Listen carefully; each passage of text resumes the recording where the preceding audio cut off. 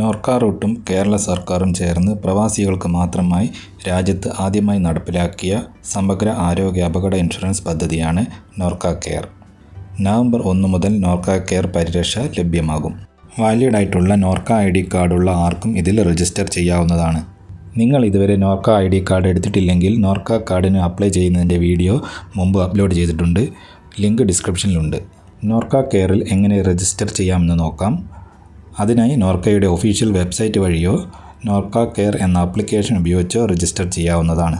Website വഴി register ചെയ്യാനായി നിങ്ങളുടെ മൊബൈലുള്ള ഒരു ബ്രൗസർ ഓപ്പൺ ചെയ്ത് നോർക്ക റൂട്ട് എന്ന് സെർച്ച് ചെയ്യുക. ഫസ്റ്റ് കാണുന്ന നോർക്ക റൂട്ട് എന്നത് സെലക്ട് ചെയ്യുക. സൈഡിൽ കാണുന്ന 3 ലൈനിൽ ക്ലിക്ക് ചെയ്യുമ്പോൾ സ്കീം എന്ന ഓപ്ഷനിൽ നോർക്ക കെയർ എന്ന് കാണാം. അതിൽ ക്ലിക്ക് ചെയ്യുക. നെക്സ്റ്റ് പേജിൽ താഴോട്ട് സ്ക്രോൾ ചെയ്യുമ്പോൾ അപ്ലൈ നൗ എന്ന് കാണാം. അത് സെലക്ട് ചെയ്യുക. ഇവിടെ വീണ്ടും അപ്ലൈ നൗ കൊടുക്കുക.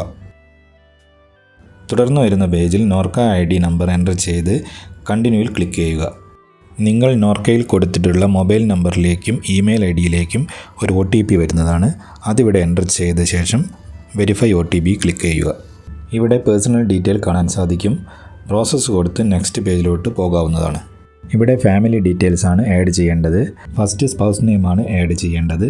അതിനായി ആഡ് സ്പൗസ് എന്നതിൽ ക്ലിക്ക് ചെയ്യുക. ഇവിടെ സ്പൗസിൻ്റെ ഫുൾ നെയിം കൊടുക്കുക.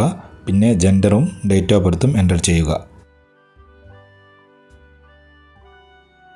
നെക്സ്റ്റ് കുട്ടികളെയാണ് ആഡ് ചെയ്യാനുള്ളത്. 25 വയസ്സിന് താഴെയുള്ള 5 കുട്ടികളെ വരെ ഇതിൽ ആഡ് ചെയ്യാൻ സാധിക്കും. ആഡ് ചിൽഡ്രൻ എന്നതിൽ ക്ലിക്ക് ചെയ്ത് കുട്ടികളുടെ full name, gender, date of birth കൊടുത്ത ശേഷം പ്രൊസീഡ് ടു സമ്മറിയിൽ ക്ലിക്ക് ചെയ്യുക. നെക്സ്റ്റ് പേയ്മെൻറ്റ് സമ്മറി കാണാൻ സാധിക്കും. Policy detail, family member detail എല്ലാം കറക്റ്റാണെന്ന് ചെക്ക് ചെയ്ത ശേഷം താഴെ കാണുന്ന 3 ബോക്സും ടിക്ക് ചെയ്ത് ആക്സെപ്റ്റ് ആൻഡ് കണ്ടിന്യൂ കൊടുക്കുക. അതിനുശേഷം കണ്ടിന്യൂ ആൻഡ് പേയിൽ ക്ലിക്ക് ചെയ്യുക. നെക്സ്റ്റ് പേയ്മെൻറ്റ് ചെയ്യാനുള്ള ഓപ്ഷനാണ് ഓപ്പൺ ആയി വരുന്നത്.